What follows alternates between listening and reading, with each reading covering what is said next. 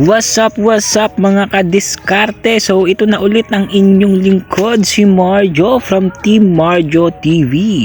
So for today's video, tingnan nyo naman guys, marami tayong nakasalag na motor ngayon. So umpisa natin sa Dominar 400 at talagang galing pa sila ng Binyan, Laguna at dumayo pa dito sa Santa Rosa, Laguna para sa ating napakagandang muffler. So yan nga pala yung mga pagpipilian niya, and let's go, punta agad tayo sa ating fabrication area para gawin na yan at wag na nating patagalin pa guys. So ayan guys, at habang nakasalang ay may dumating na panibago at mamaya ipapakita ko sa inyo kung ano nga ba yung dumating na yon. So ngayon focus muna tayo sa Dominar 400. Alright, so ongoing fabrication, ayan si kuya, napakasipag. Ito guys yung finish output, Yoshimura R77 matte full carbon. Ayan, so yan yung finish output, napakapogi naman. So pakinggan nyo guys yung magiging feedback ng ating customer at yung sound check nito.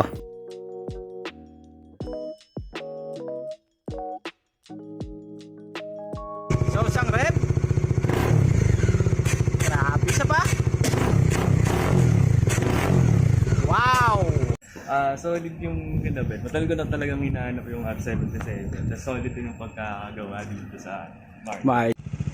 Talagang satisfied yung ating customer. At proceed tayo sa panibago at meron ulit tayo ditong Kawasaki Ninja 650 at syempre mag-upgrade din siya ng ating magagandang muffler. So proceed agad tayo guys sa ating fabrication area at wag na rin nating patagalin to at papugiin at pagandahin na rin natin yung tunog nito guys.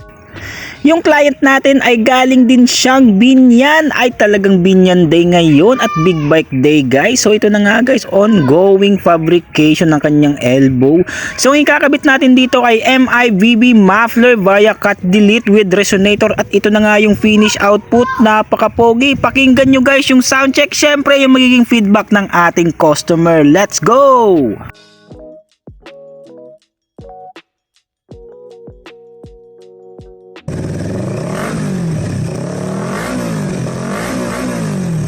Inyong motor. Ayos, maganda siya. Alright sir. So, Yung mga bayo ko dyan sa Progressive, sila Totosi at saka Binyan. Misis ko si Nanetsi. alright. So sa lahat ng taga Progressive Subdivision, shoutout sa inyo guys at pinababati kayo ni Bossing. So ingat po sa inyo Bossing at balik po kayo sa Marjo Accessories and Mufflers.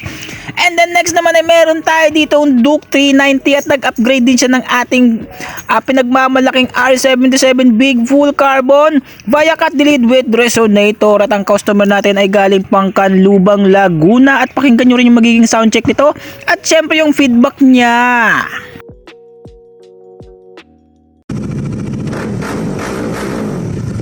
Natin na ano. Swabe. Thank you sa mga bagong tropa. Alright sir. Mga taga-Kalubang, dito naman po kami. Swabe. Alright. And lastly guys, meron tayo ditong Dominar 400 at nag-upgrade din siya ng R77 Big Full Carbon at syempre pakinggan natin yung feedback ng customer at ang sound check na. Let's go!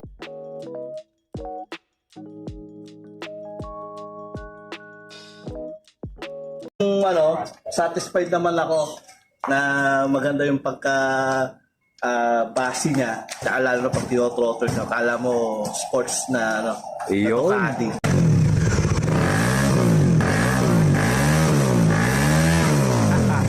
Shoutout po sa Agila at saka sa Army kasi taga-Army ako. Taga-Army sir. Okay po. So yun, shoutout sa inyo. Okay. So, Actually, nagulat ako kasi ang ganda niya. So, yung unang kong punta kaya dito, ibang muffler yung dalawa. Pero Alright. narinig ko to sa nauna ng pakabit. Medyo Nagbago. nag-isip ako doon sa binili ko. Sabi ko, ito na lang ipapalit ko. Yo guys, hanggang dito na lang at maraming salamat sa panonood at kung umabot ka sa part ng video na to ay paki-comment naman kung taga saan ka para alam ko kung hanggang saan umabot ang video na to. So guys, kita-kits ulit sa panibagong vlogs at this is Marjo and wapow!